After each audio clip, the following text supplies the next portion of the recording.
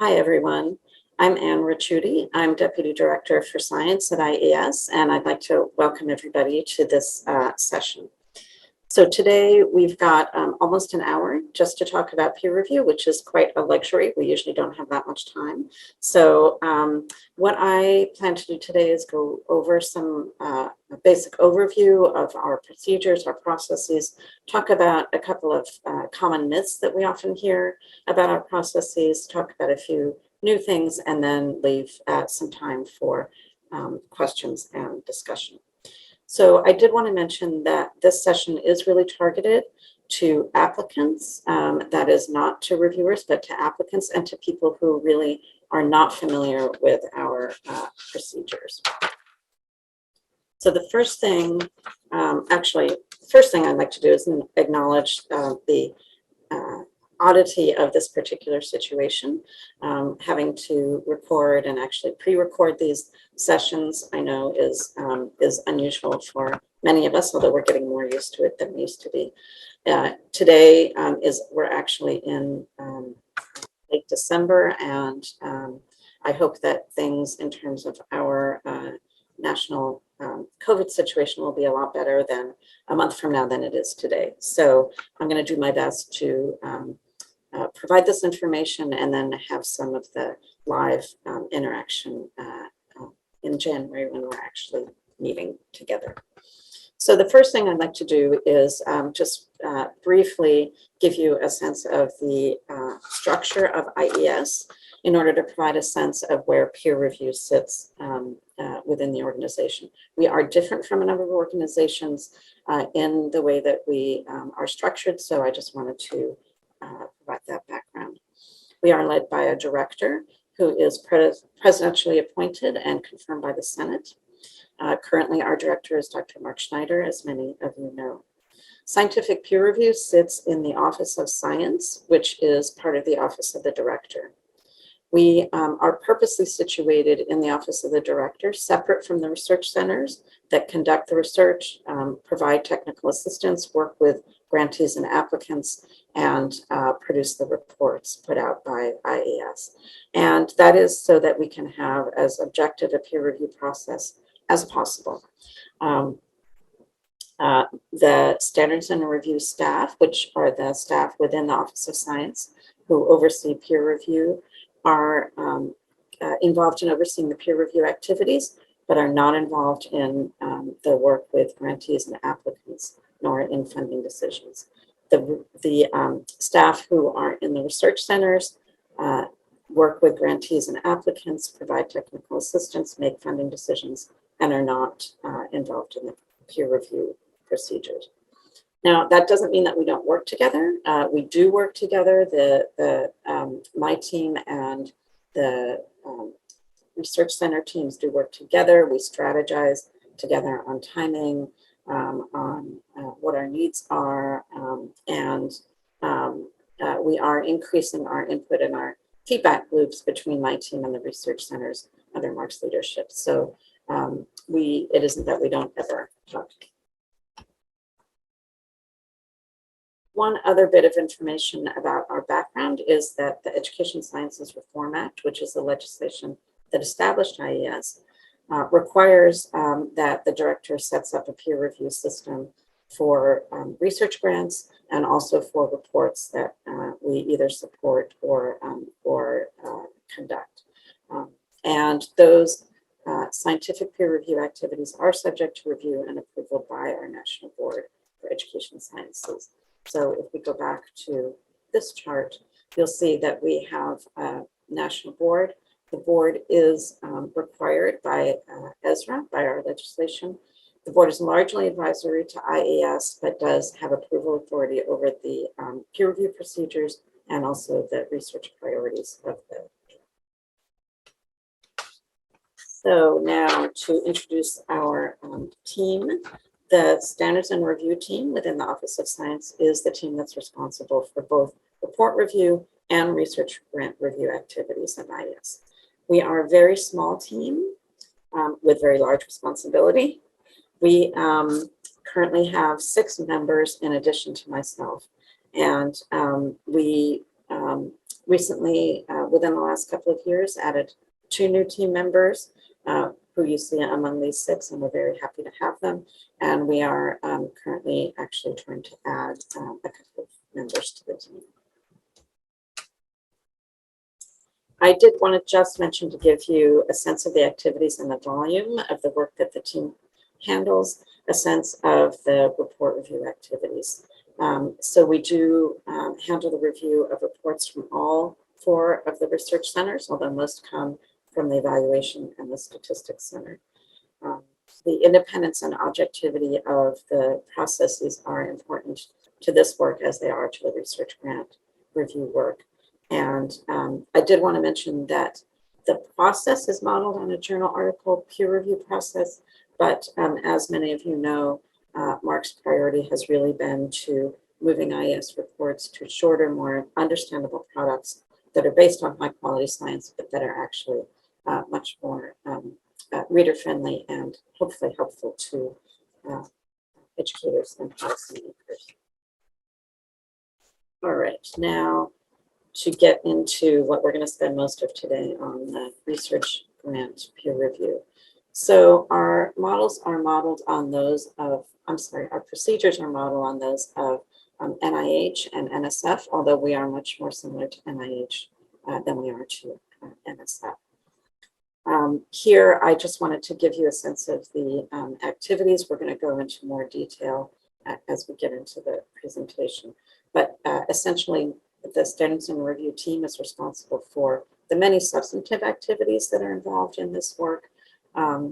We are supported by a contractor. The contractor currently is GDIT, and they handle many of the activities involved in the upkeep, the improvement, the enhancements of our online peer review system, which you'll hear me refer to known as Primo. And they are responsible for the logistics of planning the meetings, whether they're virtual as they will be this year or as in person as they are typically. So as we go through this presentation, I'm going to provide some information about various review panels and activities. And I'm using the review from this past fiscal year, so fiscal year 2021.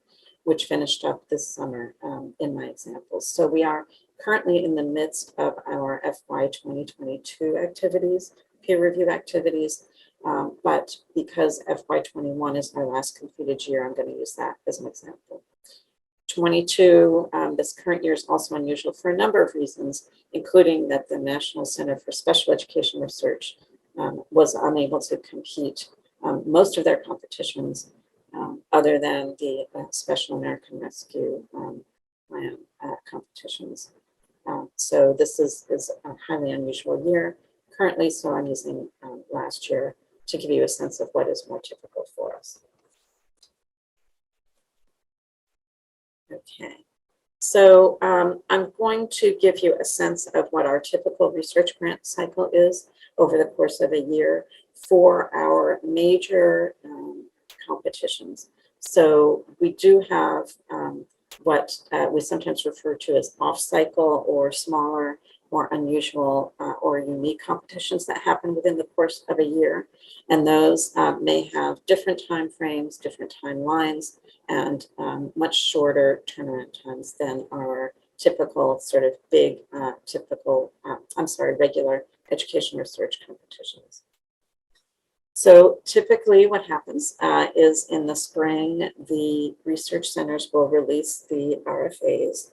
The primary substantive focus of the RFAs belong to the research centers. So as I mentioned in the beginning, we have separated staff and offices that have separate responsibilities. So the planning and the drafting of the RFAs and the substantive focus belong to the research centers. And then as the RFAs are drafted, the centers take into account input from the director, from myself, from my team, from other IES leadership and staff, and also from the public. I mentioned that we do have sometimes what we refer to as off-cycle competitions. So last year we had a couple that you see listed here. And this year you may have seen the information come out about 2 new competitions that NCER is competing on, 2 new research networks. So each year we do have these one-off or off-cycle competitions. So the next thing that typically happens is that in the spring and summer, my team is debriefing from the past year, and the research centers are working with applicants to provide technical assistance as they/you prepare your applications. So each year, my team is looking at what worked well from the previous year, what needs we might have going forward.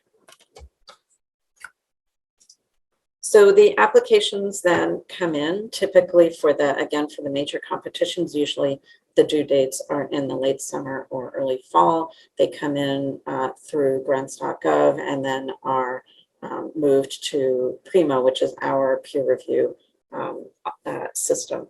At that point, we are beginning to do the processing of the applications for compliance and responsiveness, which I'll get into in a minute what that means. And the staff in the research centers are doing the initial screening and flagging applications for initial responsiveness issues. And once those initial flags are done, the standards and review team, my team, reviews those. We look at those very carefully and make final decisions on the disposition of every application. And often that is done in consultation with the commissioners of the 2 research centers. At this point, the standards and review team is continuing to recruit reviewers based on the actual applications that came in as well. That recruitment is supplementing all of the reviewer recruitment that was done during the summer. So you may hear these terms, compliance and responsiveness. So each application is looked at to determine whether it is compliant with the requirements in the request for applications. And that means, does it have all of the required components? So if an RFA requires that there be a research narrative, and then there may be certain required appendices and other material associated with the application. So that's simply looking at whether all of the components are there. Responsiveness refers to whether the application is meeting the substantive content requirements specified in the RFA. So for example, certain types of applications may require that there be a description of the research design, data analysis plan, et cetera. So we are looking to see whether there's at least a minimal description of those things in the applications. Typically each year, there is a small percentage of applications that do not meet either compliance and or responsiveness requirements. Usually it's somewhere between 7 to 12, 13% of applications that do not move forward to peer review because they are either non-compliant or non-responsive to the requirements. So once we've gotten through that, then we know the set of applications that will be reviewed. And at that point, we are working to assign applications and reviewers to panels. We're finalizing recruitment and the materials and conducting a number of activities that need to happen in order to get to this point. I'm going to get into the details of some of these activities in a minute, but first I want to talk a little bit about the types of panels and reviewers that we have. So we have a system of standing panels and single session panels. Standing panels are constituted for topics or areas that research centers compete on a regular basis. For example, the applications that are submitted to the education research and the special education research main research competitions are primarily reviewed on standing panels. You'll see here the standing panels that we had back in the spring for the 2021 competitions. And the number in the parentheses indicates the number of sections of each panel that we ran. And that simply depends on the number of applications that are being reviewed by by the panel. So here I did want to mention that each panel may review more than one specific topic in the RFA. For example, the STEM panel may review applications to the STEM topic within the RFA, as well as applications to the effective instruction topic. Also, one topic within that main RFA may be reviewed across a number of different panels as is appropriate. For example, again, the effective instruction topic may be spread across a number of these panels as relevant to the content of the application. The substantive content and the methodology are interrelated across topics, and we are constantly evaluating how the panels are structured and staffed and which applications are assigned to which panel. I did want to mention here the post-secondary and adult education focus within NCER's RFA has broadened over the last couple of years, as you may be aware, and we have shifted the way that we are assigning those applications the last couple of years, and we're assessing how we feel that that is working. So at this point, applications that are focused primarily on teaching and learning issues are being reviewed by a new teaching and learning panel, which is not listed here because it's currently not a standing panel. And those that are primarily focused on finance, policy, or systems are grouped together on one section of the education systems and broad reform panel, which you do see here. And we are, as I mentioned, seeing how this new strategy works. Okay, so here you see the single session panels that we put together last year. These single session panels are put together to cover unique competitions or competitions that are run on a less frequent basis.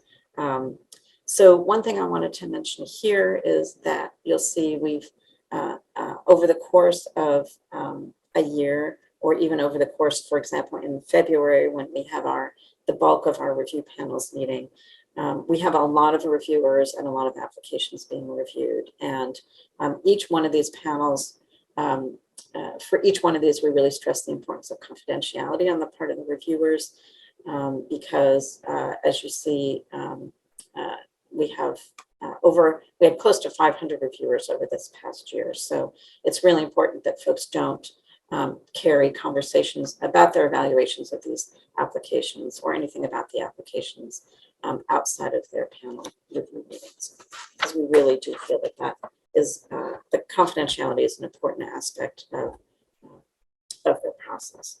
So panel members, we have several different types of panel members who serve on our panels.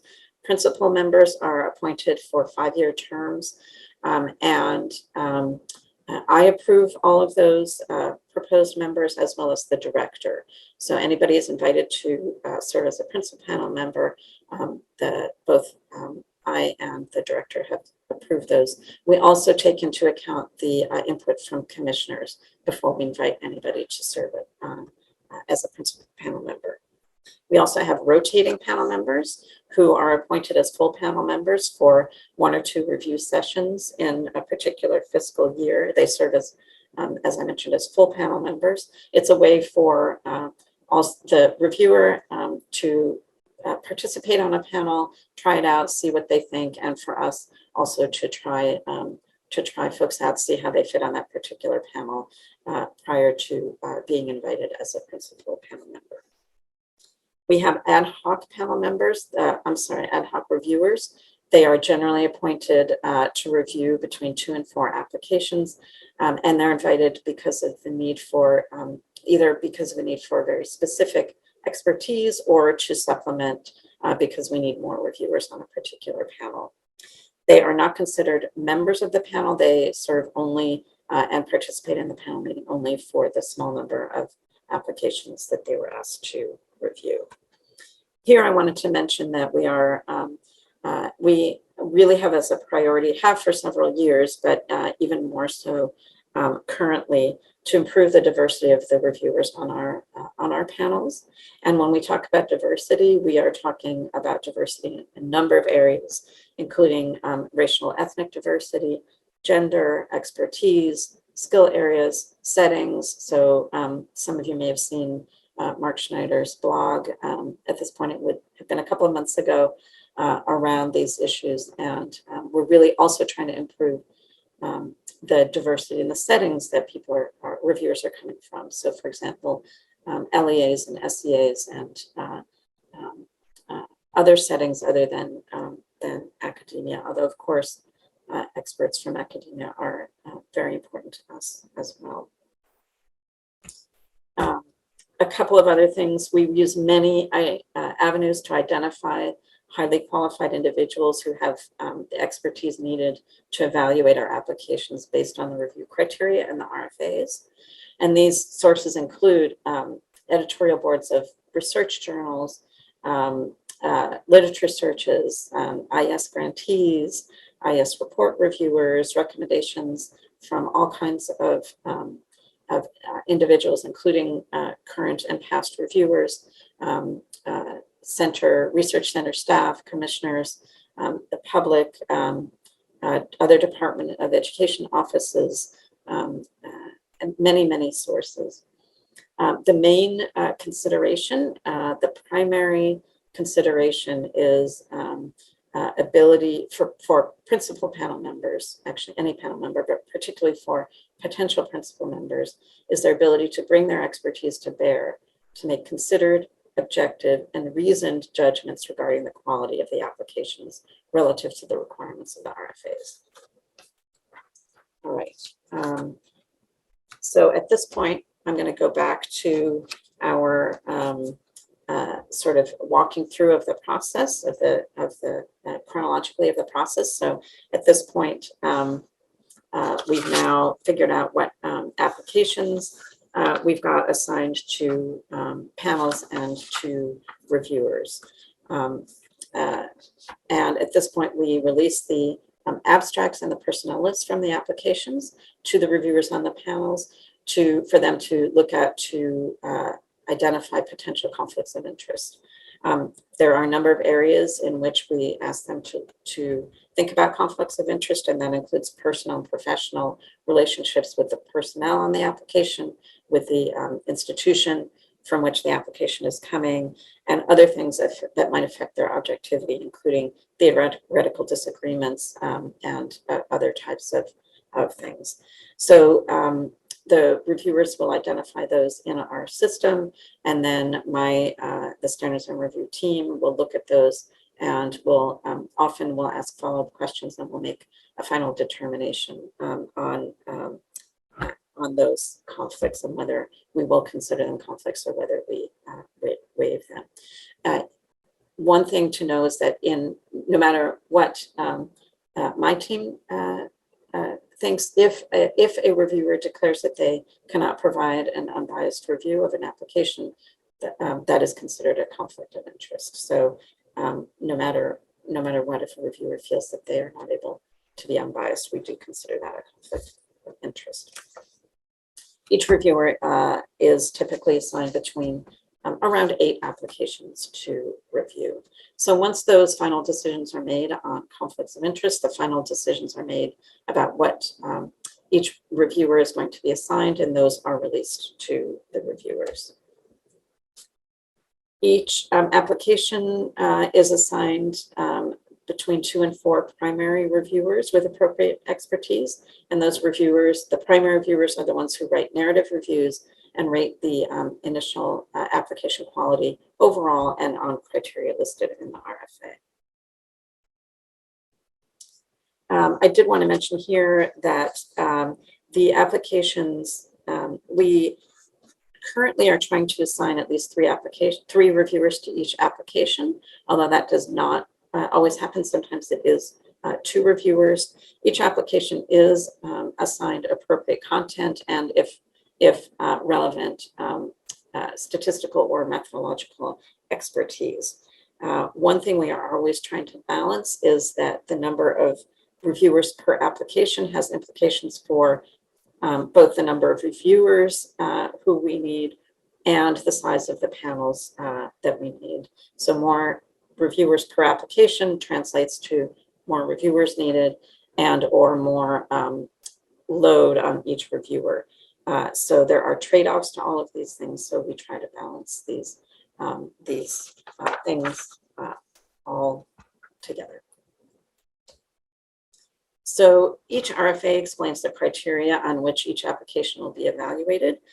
Here you can see the criteria that are used for the main research competitions, both for the National Center for Education Research and the National Center for Special Education Research. And as some of you may know, in the last couple of years, we've added a dissemination criterion specifically.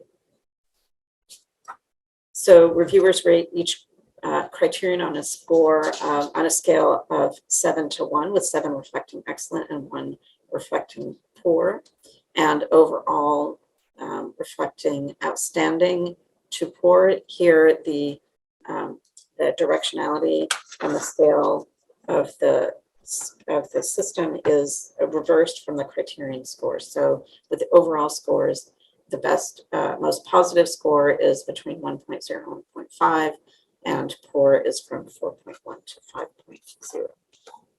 We do conduct, for most panels, we conduct an initial, we conduct a triage process, which means looking at the initial scores as they come in and sending the most competitive applications forward to the full panel for a discussion and final scoring.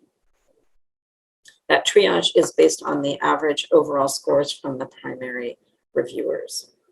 I did want to mention here that a couple of safety valves that we have, and that is includes our third reviews. So for any applications that only have 2 reviewers, if there are widely discrepant initial scores, we do obtain a third review from somebody on the panel, either the chair of the panel or one of the other reviewers, and that score is averaged into the overall score for that application, and then that is used to determine whether the application will be reviewed by the full panel. We also have a nomination process. So after we do the initial triage, which is usually about 2 weeks before, 10 days to 2 weeks before the panel actually meets, the reviewers will get a list of those applications that are going forward to panel. And if there are any applications that they see that did not make it to the full panel that they believe are of equal scientific merit to those being discussed and scored, they can nominate an application. So that can happen before the panel meets or actually at the beginning of the panel meeting. Any panel member can nominate something forward. They have a small amount of time to provide a justification as to why, and then the panel votes as to whether they want to add it to the pool of applications being discussed. And if it's a simple majority vote. If the panel votes for something to be discussed, it will go forward for their consideration and scoring. After we conduct the triage, then my team, they complete the order of review for each panel. I'm going to move forward through a couple of these slides at this point. So what happens at the panel meeting? We actually now have a video that is on our website that you can view that shows a mock panel meeting and actually goes through these. We think that those are really helpful. So if you have not viewed them yet, they are on our website. So each panel has a chair. At the beginning of each panel meeting, as I mentioned, the chair will call for the nomination of applications that I just described. And then each application will be discussed in turn and scored by each panel member that who does not have a conflict of interest with that application. After the panel meetings, what happens is my team, we provide the final scores and then the priority summary statements to the research centers for their consideration for funding. This happens fairly quickly in terms of getting scores to them and the summary statements for their consideration. And we're then in the phase of the center making their initial funding decisions. We also, my team at that point is also working on releasing information to applicants within the applicant notification system. So typically within about a week, it varies sometimes it's quicker, sometimes it's a little bit longer. Applicants will be able to view their scores within the notification system. Or we also refer to that as the ANS, the applicant notification system. We also then typically will release the summary statements. The summary statements include the primary reviewer's narrative, so their written comments, as well as for any applications that did go forward to the full panel, the final scores and summaries of the panel discussion are in that summary statement. So they are typically released about a month after the panel meetings end. Again, it's quicker for some situations. Sometimes it takes a little bit longer under other situations. We then release in the ANS the regret letters for unsuccessful applicants after the centers get their funding slates signed by the director, which is typically about a month after the meetings end. Again, there are certain situations where that can be longer or faster. And then awards are made by the centers and by our grants administration office after there's this process of clarification questions with applicants and after Congress is notified by our Office of Congressional and Legislative Affairs. Okay, so I'm going to very quickly go through a couple of other things that I wanted to mention here, and then I'm happy to answer questions. Currently, IES doesn't limit the number of times that an application can be resubmitted. We try to send resubmissions back to the same panel and, to the extent possible, back to the same primary reviewers. However, that is not always possible for a number of reasons, including that reviewers may not be serving the next year on that particular panel. There may be new conflict of interest situations, or there may be other reasons, but that is our strategy to the extent possible. Reviewers will receive the primary review summary statements from the previous submission, and they will also see the resubmission statement that is in Appendix B that that applicants are required to include if they're submitting an application as a resubmission. We ask reviewers to consider the responsiveness of a resubmission to the prior reviews and scores. However, we are not asking reviewers to rubber stamp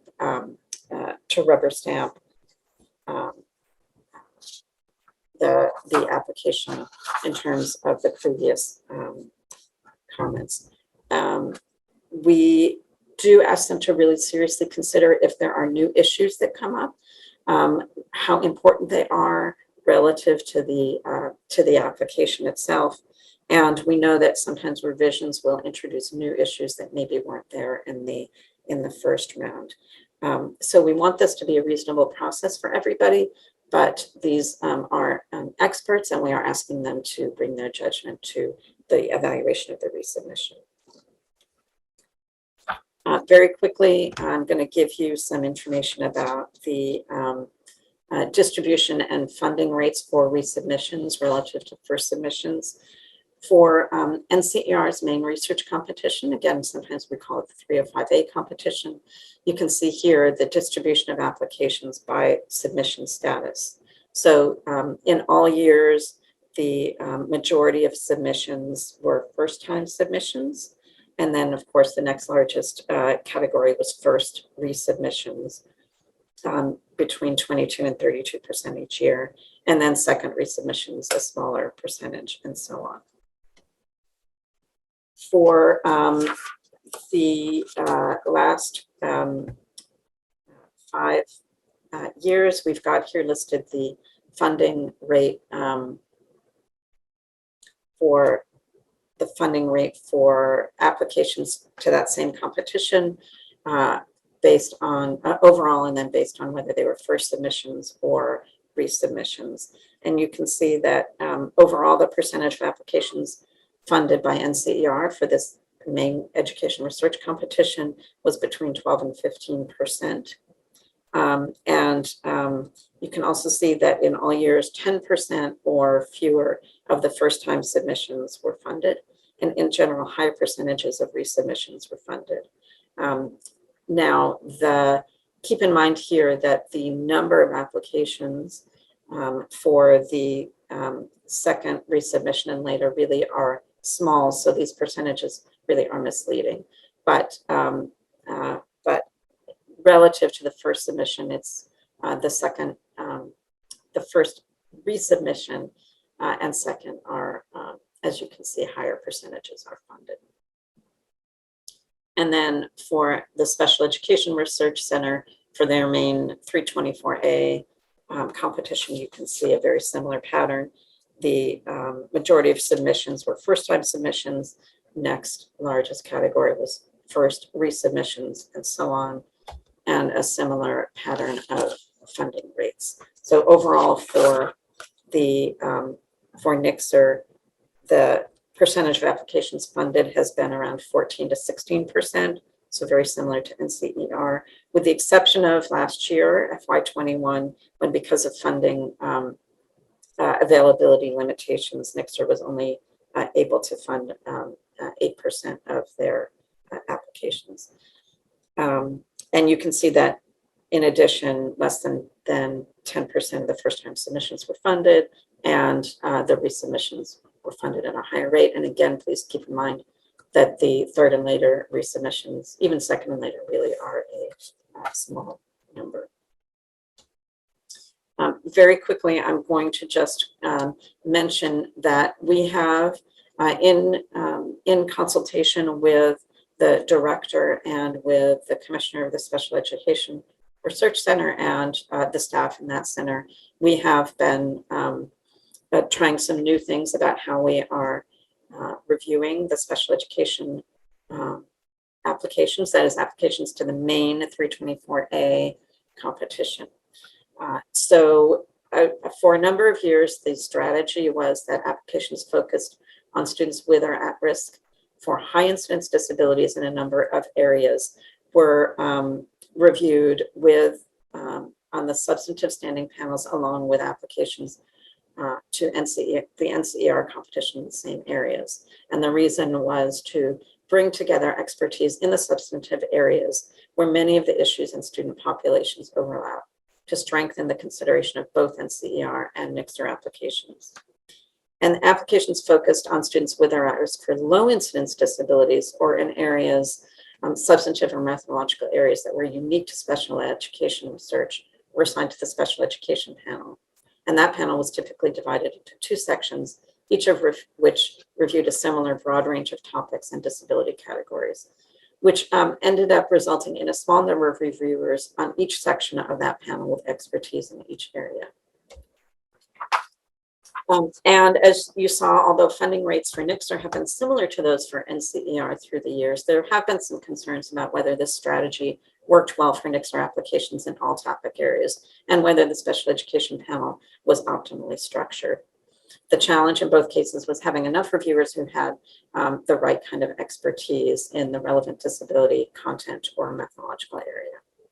So we considered a number of things, including our own internal observations and analyses and feedback from applicants and reviewers. So together we strategized about whether we could improve on some of these areas. So we restructured the special education panel so that there are three more narrowly focused sections, one on curriculum and instruction, one on behavioral and social, and one on transition. We this started so that 2 cycles ago. We now started assigning all STEM-focused NICSR applications to the special education curriculum and instruction panel.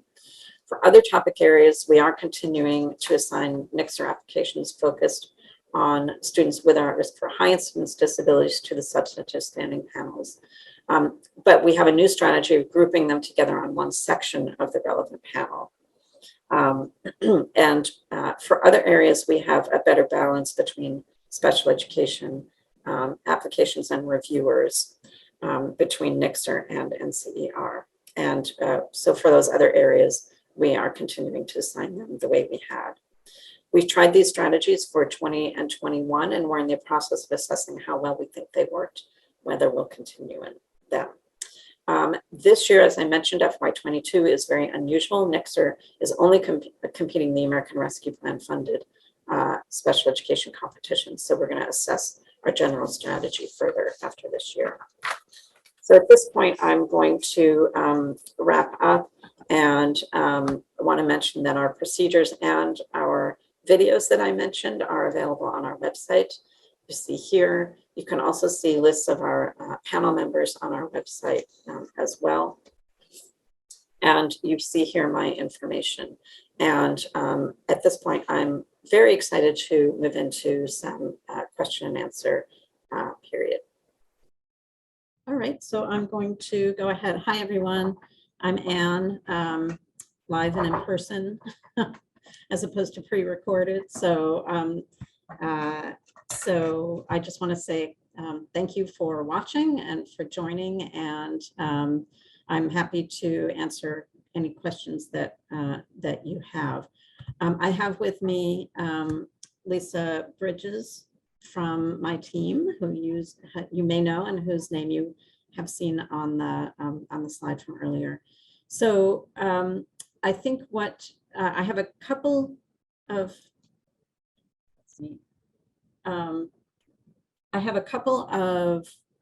things I just wanted to mention.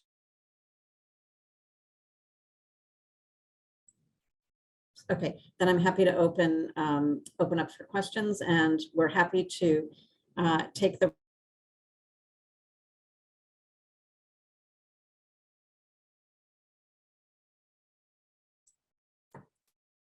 Anne, you're muted. Sorry. Lisa will read the questions out for me. I thought I got rid of that chime. I don't know if that's me or somebody else.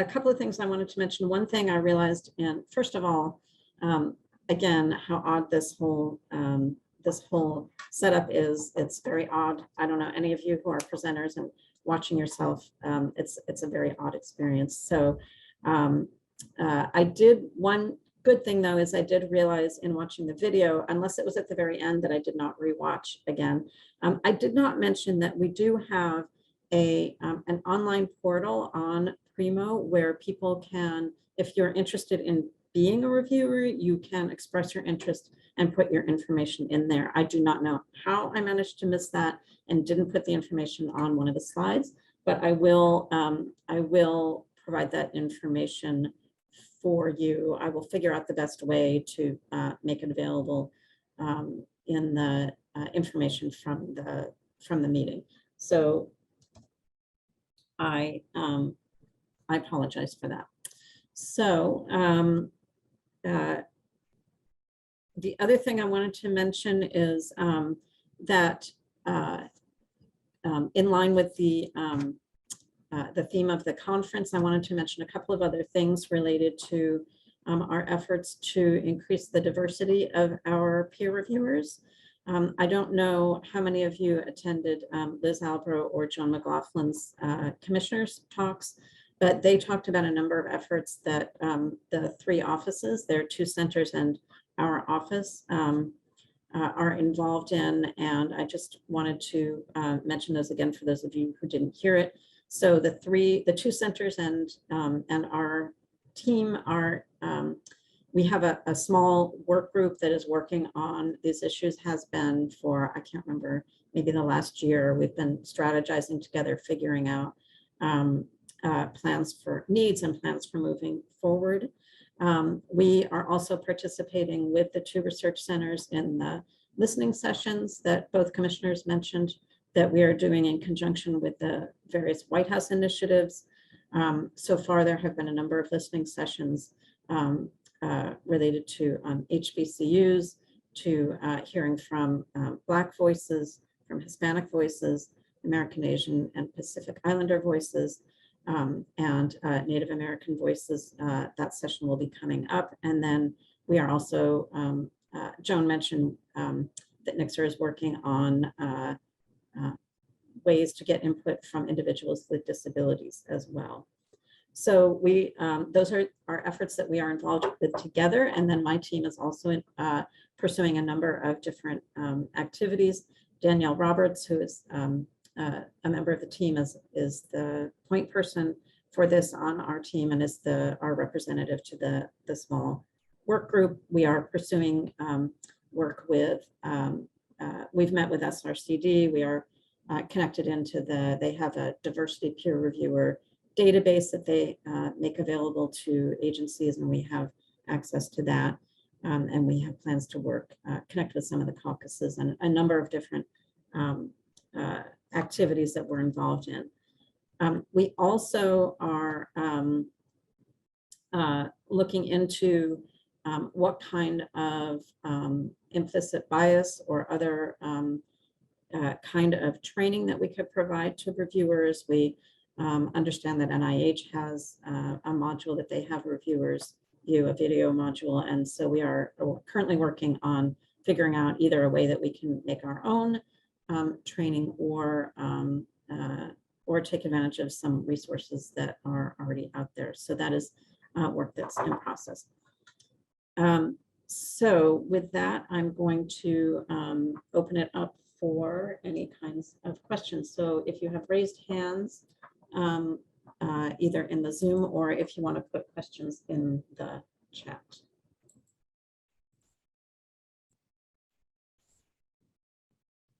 I am currently not seeing raised hands, nor am I seeing anything in the chat. Don't be shy. And Oh, it looks I like see a Dale. hand. Yeah. Dale, yes, Dale.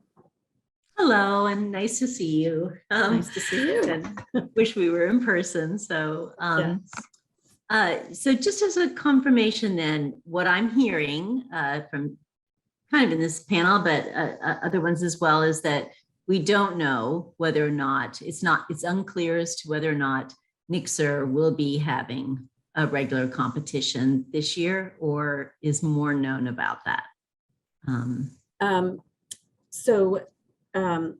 I have actually, Amy, do you want to, Amy Sussman from NICSR is here. Would you like to So take well, that? this for this year, we aren't for fiscal year 2022. Our plan is always to have one. So we plan in a very loose way on going back to our regular competition for fiscal year 2023, but everything depends on funding and we don't know the budget. So I know that's not the most satisfying answer, but it's. So does that mean this spring there will not be a competition for NICSR? So the competitions that come out, I'm trying to think now, it's so confusing. The competitions that come out in the spring are for the next fiscal year. So that's fiscal year 2023. So the answer for that one is we don't know yet because we don't know the budget. Okay, so that's yes. I think it was probably confusion over the 22. But yes, I had to stop and think about it. Okay. I do have a second part if no one else is. It's a burning question right now. So in the last competition, I submitted to the pandemic, the special competition on, recovery, on the earliest panel. And so when profoundly disappointed when I was, my score was 2.1. But wondering whether or not the mechanism for coming back and either disputing some review, so misconceptions or misinterpretations, or frankly, just misunderstandings sometimes from reviewers, where really, in that case, really probably was crucial. Just wondering, are there opportunities for grant writers to then applicants to come back and ask questions, and at what point in the review process might that be possible?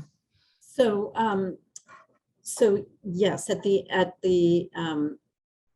this point, once you've gotten your the summary statements and the funding decisions, if you would like to appeal that decision, you can submit an appeal, and you would want to write up what on the basis of what you are appealing.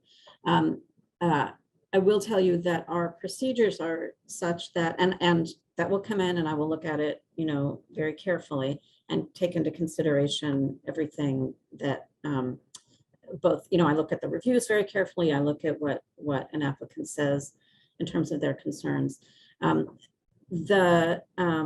procedures are such that